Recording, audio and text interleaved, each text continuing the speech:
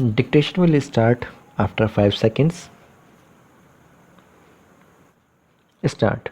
Mr. Deputy Chairman Sir, the development of rural areas and improvement in the quality of life of the rural people has been of primary concern in the economic planning and development of the country. There is a growing realization that economic development and progress made by the nation in diverse fields would, in reality, be meaningless if they fail to translate it to better and dignified life for the majority living in the rural India. In order to correct the developmental imbalances and to accord due priority to rural areas, the Ministry of Rural Development is implementing a number of programs aimed at development of rural areas with a focus on weaker sections.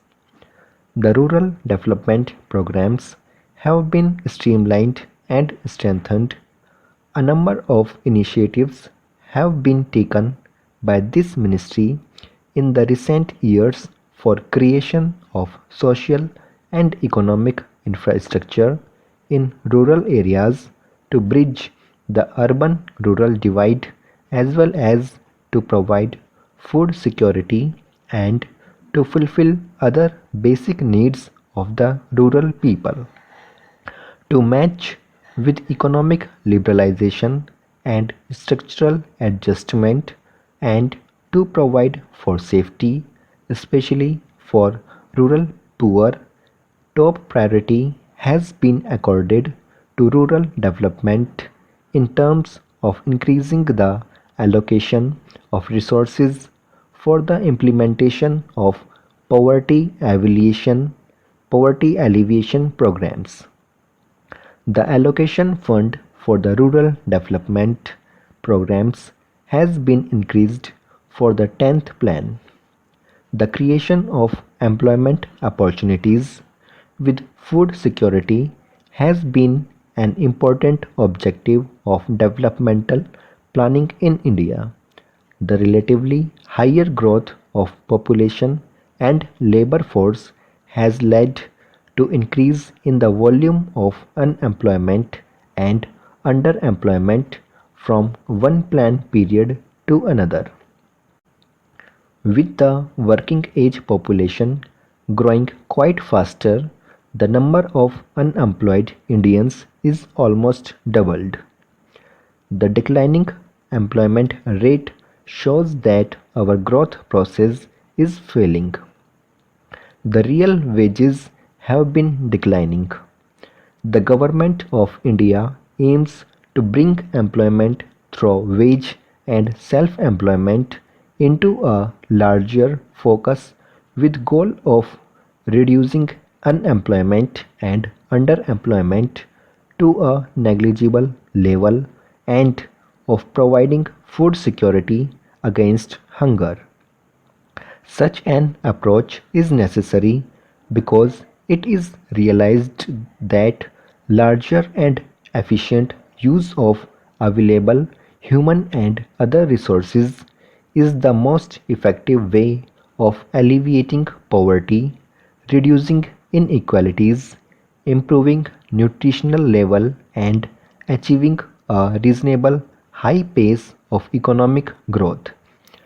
To make a dent on prevailing poverty, unemployment, and slow growth in the rural economy, and to provide food security to facilitate faster growth in the rural areas, and to increase opportunities of employment, to provide greater importance of wage employment in rural areas, the National Rural Employment Guarantee Act was passed by the Parliament for securing livelihood of the people in the rural areas by guaranteeing 100 days of employment in a financial year to a rural household.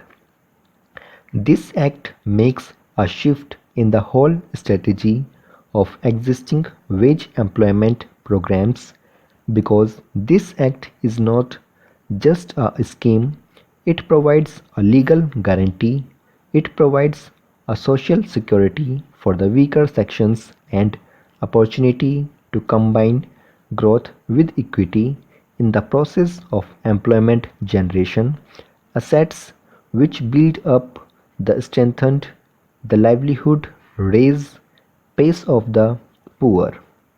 Within 5 years, the act will be extended to the whole country. Sir, the National Food for Work program was launched in the year 2004 in the most backward districts of the country identified by the Planning Commission in consultation with the Government of India and state governments. The need for the new program was felt because the existing resources were not sufficient to meet the requirement of additional wage employment for most backward districts. Moreover, it was felt that additional resources should be used into some focus areas like drought and water conservation, which is the main problem in some states and a major cause of backwardness on certain regions. Some areas are flood prone and measures for flood control require special attention in these areas in a planned manner. The states were finding it difficult to provide state share of funds and therefore a centrally sponsored scheme was proposed so that the investment in backward areas does not suffer because of lack of resources available with these states. The objective of the program is to provide additional resources opportunity from resources available so that generation of supplementary wage employment and provide food security through creation of need based economic, social and community assets in these districts is further intensified.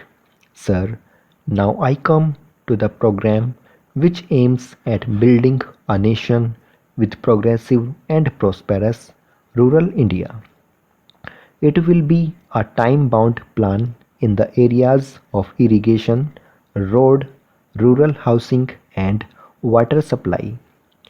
Government has set targets to be achieved under these goals. Thank you.